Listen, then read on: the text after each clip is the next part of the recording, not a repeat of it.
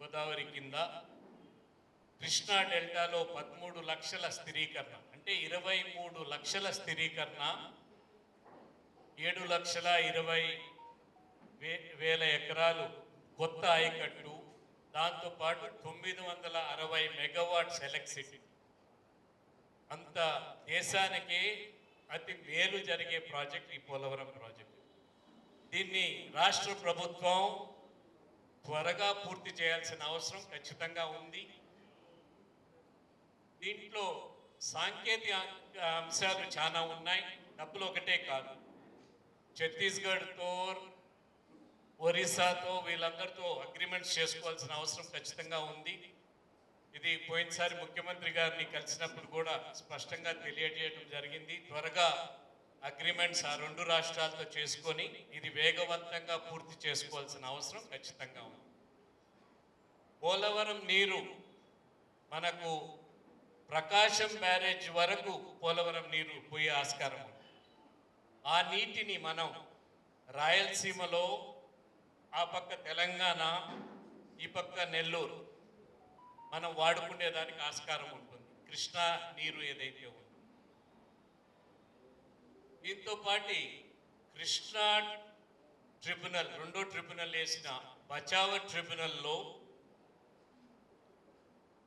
నేను ముఖ్యమంత్రిగా ఉన్నప్పుడే అలొకేషన్స్లో ఆంధ్రప్రదేశ్ ఉమ్మడి రాష్ట్రం,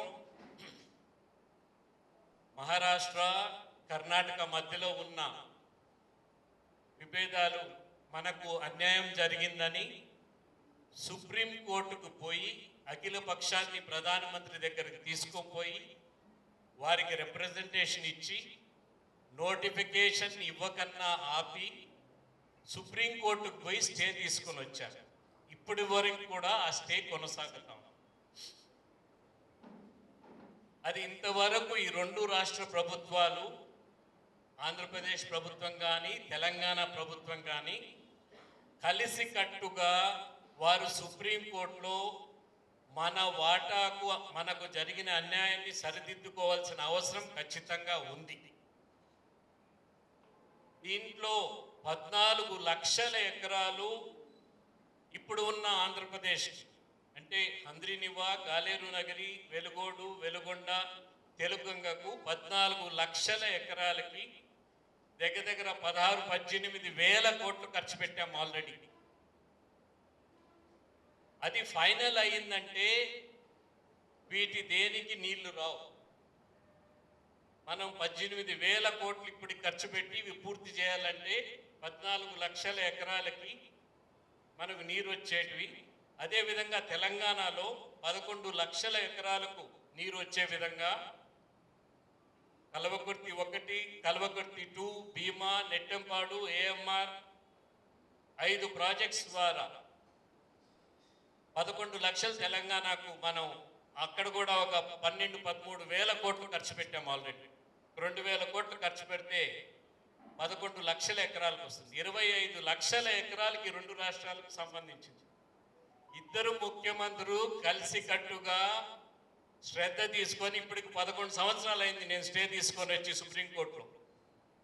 అది నోటిఫై అయిందంటే, సుప్రీంకోర్టు స్టే వెకేట్ అయిందంటే రెండు రాష్ట్రాలు ఇబ్బంది పడతాయి.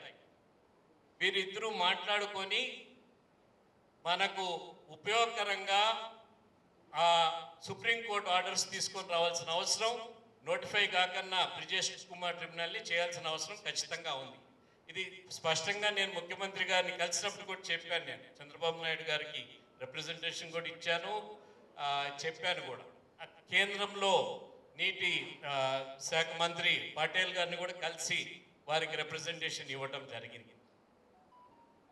ఇవి కాక అమరావతి కూడా త్వరగా పూర్తి చేసుకోవాలి, ప్రభుత్వం ఉంది కాబట్టి.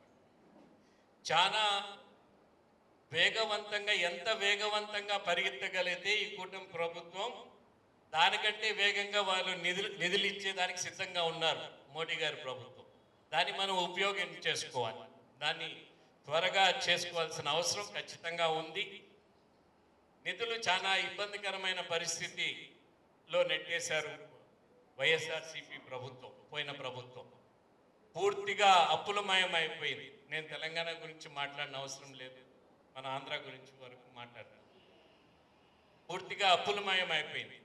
దీన్ని ఒక పక్క ఆర్థికంగా బలోపేతం చేయాలి, ఒక పక్క డెవలప్మెంట్ కార్యక్రమాలు పూర్తి చేసుకోవాలి, ఒక పక్క ఎలక్షన్లో ఇచ్చిన ప్రామిసుల్ని పూర్తి చేయాలి.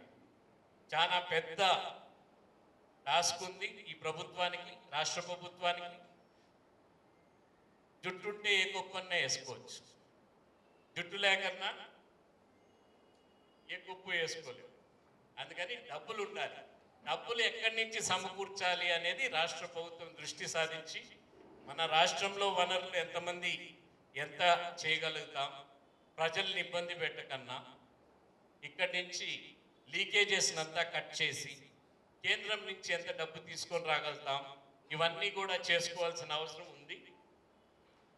డెవలప్మెంట్ ప్రోగ్రామ్స్లో బాగా కుంటిపడిపోయాం. మనం అభివృద్ధి కార్యక్రమాలు వేగవంతంగా చేయాల్సిన అవసరం ఉంది. రాష్ట్ర ఒక అసెట్స్ క్రియేషన్, మనం సంపద సృష్టించడం అంటే మన రాష్ట్రానికి అసెట్స్ క్రియేట్ చేయాల్సిన అవసరం ఖచ్చితంగా ఉంది.